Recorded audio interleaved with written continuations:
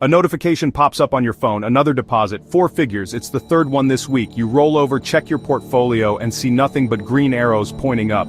This is the dream, right? The $10,000 a month fantasy. That magic number that promises you can finally quit your job, travel the world with just a laptop, and tell everyone that your money works for you. It's a life sold to us in countless YouTube ads and Instagram reels, usually by someone leaning against a rented Lamborghini. They tell you it's simple, they tell you it's achievable, they tell you it's passive.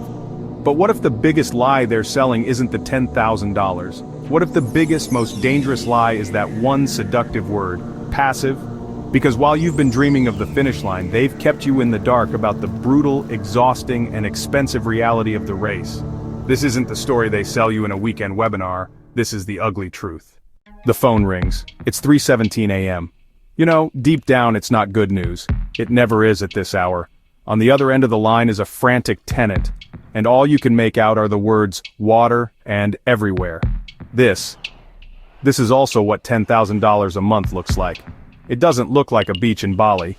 It looks like a panicked call with a plumber who's about to charge you double time to fix a burst pipe in a property you haven't seen in 6 months. This is the part of the dream they conveniently edit out. Let's be honest, the number itself is intoxicating. $10,000 a month. That's $120,000 a year. It's more than a salary. It's a status symbol. It's your escape from the 9-to-5 grind. For most people, it's a complete life transformation. We're not just talking about paying the bills, we're talking about vaporizing them. It's the freedom to say no to a boss you can't stand and yes to things you've only dreamed about. And the internet is a casino of ideas on how to get there.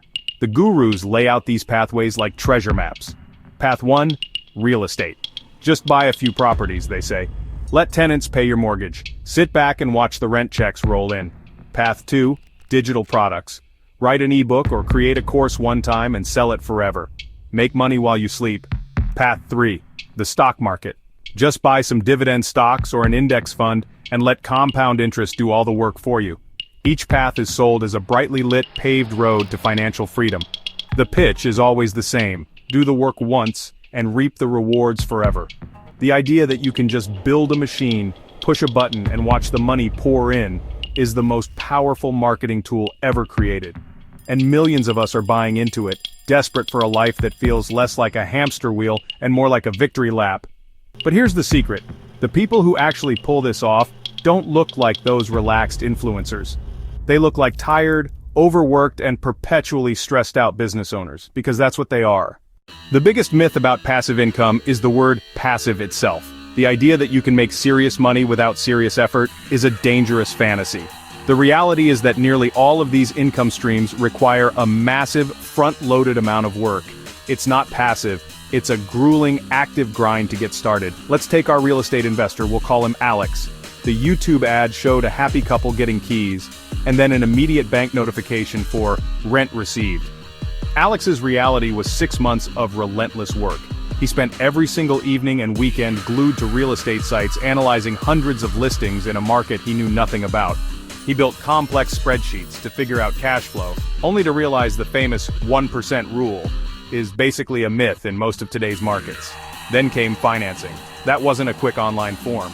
It was weeks of digging up tax returns, bank statements, and pay stubs just to be grilled by a skeptical underwriter. He got rejected by 2 lenders before finally getting a loan with a higher interest rate than he'd planned for, which instantly shrank his potential profit. When he finally found a property, the upfront work got worse. The inspection revealed a leaky roof, bad wiring, and a furnace on its last legs, things the seller conveniently forgot to mention. That was another $15,000 in unexpected repairs he had to cover. For 3 months, Alex had no life. He worked his day job, and then spent his nights and weekends managing contractors, picking out paint, and dealing with delays. He wasn't a passive investor, he was an unpaid, full-time project manager. And this isn't just a real estate thing. The person selling that $1,000 online course, they spent years gaining the expertise, then months scripting, filming, and editing. They dropped thousands on cameras, mics, and software. Then the real work began. Building a website, learning to run ads, writing marketing emails, and dealing with customer support. The person making $10,000 a month from a blog, they probably wrote 200 articles for free before they ever saw a dime. There is no money machine you build once and just walk away from. You either do the work, or you pay someone to do it. Either way, you pay. The passive part doesn't kick in for years, if it ever does. That first phase is a brutal grind that weeds out 99% of the people who try. So Alex survives the grind. The property is renovated and he finally has a tenant. The first few rent checks come in. He starts to think, okay, maybe this is it. Maybe the dream is real. And then he gets the call. The ugly truth about real estate, the thing that makes it so incredibly active, is that you're not managing a building, you're managing people. And people are messy, unpredictable, and complicated. Your asset can get angry, lose its job, throw a party that destroys the place, or just decide that the legally binding contract you both signed was more of a suggestion. It starts with a text, a photo of an overflowing toilet that has ruined the new flooring. That's a $2,000 repair and an insurance claim. A few months later, the tenant in Unit B is complaining about noise from Unit A. Suddenly, you're an unqualified marriage counselor for two adults who hate each other. Then, the real nightmare. The tenant in Unit A loses their job and stops paying rent. At first, you try to be compassionate, work out a payment plan, but weeks become months. They ghost you. Then you learn that the eviction process in your city is a legal maze that can take 6 to 9 months. All while you're still paying the mortgage, taxes, and insurance. Your cash flow is gone. You're bleeding money every month. When you finally get the property back, you discover the true meaning of property damage. The carpets reek of smoke. There are holes punched in the walls. The appliances are broken. They've stolen the copper pipes from the basement. The entire place is filled with garbage. It's a scene of pure spite that will cost you $25,000 to fix. Your profit for the entire year, maybe even the next 2, just went up in smoke. This is the reality of being a landlord they never show you. It's not just collecting rent. It's navigating laws, dealing with human crises, and budgeting for the fact that people will inevitably disappoint you. Okay, you're thinking, that's why I'm avoiding real estate. Digital income. No tenants, no toilets, no problems. That's what the online gurus want you to believe. They sell you this dream of a business that just exists in the cloud, an automated system that prints money. But the digital world has its own nightmares. The ugly truth is, you're building your empire on land you don't own. Your entire business might depend on one all-powerful, faceless entity, the algorithm. Let's say you've built a YouTube channel to 100,000 subscribers and you're making a nice $10,000 a month. Then, one Tuesday, Google pushes an update. Your views tank by 80%. Videos that used to get 100,000 views now barely crack 10,000. Your income plummets overnight and there's no one to call. You're at the mercy of some code written in an office in Silicon Valley. Or maybe you built a business on Amazon. You sourced a great product, got hundreds of 5-star reviews, and you're finally hitting that $10K a month goal. Then a competitor shows up, they steal your photos, copy your description, and sell a cheap knockoff for a third of the price. Then they hit your listing with fake 1-star reviews. Your sales stop and Amazon suspends your account to investigate. Your income machine just got hijacked. Even an online course isn't safe. The course you spent 6 months creating is now outdated because the software it teaches just got a massive update. Now you have to refilm everything or look like a fraud. And once it's out there, you have to deal with endless customer service emails, refund requests, and piracy. Your entire course, your baby, is now available for free on some sketchy forum. The work is never done. A digital asset isn't a statue you build once.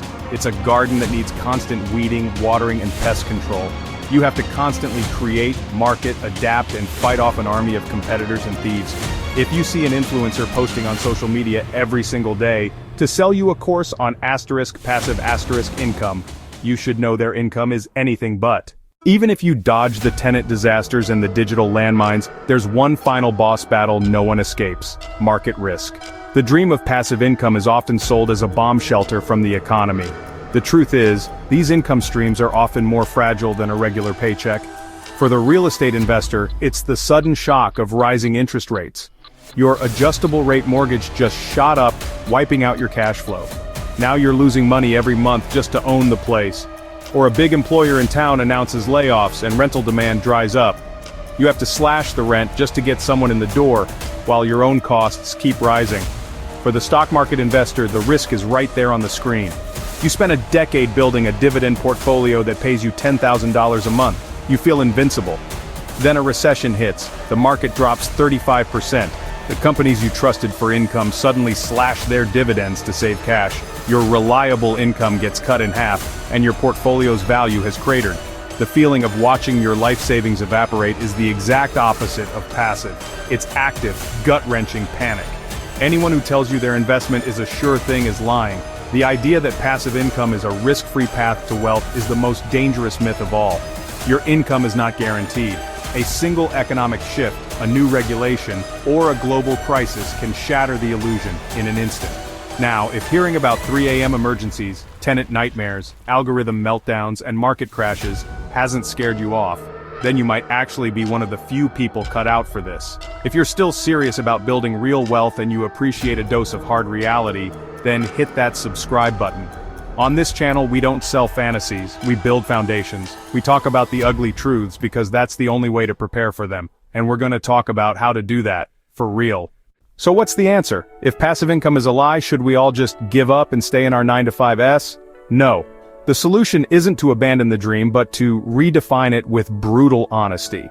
The goal isn't to find an effortless income stream because that doesn't exist. It's about a fundamental shift in your mindset. First, kill the word passive. It's a marketing gimmick. Replace it with words like scalable or leveraged income. A blogger who writes one great article that gets traffic for 5 years has leveraged their time. An investor who hires a great property manager has leveraged their money to buy back their time. The goal isn't to do nothing, it's to build systems you manage, not another job you have to work. Second, embrace the grind. Stop looking for shortcuts. That huge amount of upfront work isn't a problem, it's the price of admission. It's the barrier that keeps everyone else out. Whether it's saving a down payment, spending 500 hours learning to code, or writing 100 blog posts for an audience of 0, that sweat equity is non-negotiable. The winners are the ones who learn to love that process, not the ones trying to skip it. Third, stop thinking like an investor and start thinking like a risk manager. For a landlord, this means having 6 months of cash reserves for every single property. It means screening tenants like you're hiring a CEO. For the digital entrepreneur, it means diversifying. Never build your whole business on one platform. If you have a YouTube channel, you need a mailing list you own. You have to build moats around your business to protect it. The goal isn't just to build an asset, but to build a resilient one. The $10,000 a month dream isn't a lie. It's possible. But the idea that it will be passive is the most damaging myth in personal finance today. Your path to a leveraged income will be full of problems. You'll deal with broken toilets, difficult people, and market panics. This isn't a lottery ticket you find on the street. It's a business you build brick by painful brick. But this ugly truth isn't meant to discourage you, it's meant to prepare you. Because the people who succeed in this game aren't the lucky ones who found a perfect system. They're the realists who understood the risks, embraced the work, and built their empires expecting chaos.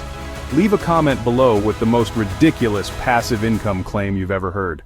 Let's expose these myths together. Thanks for watching.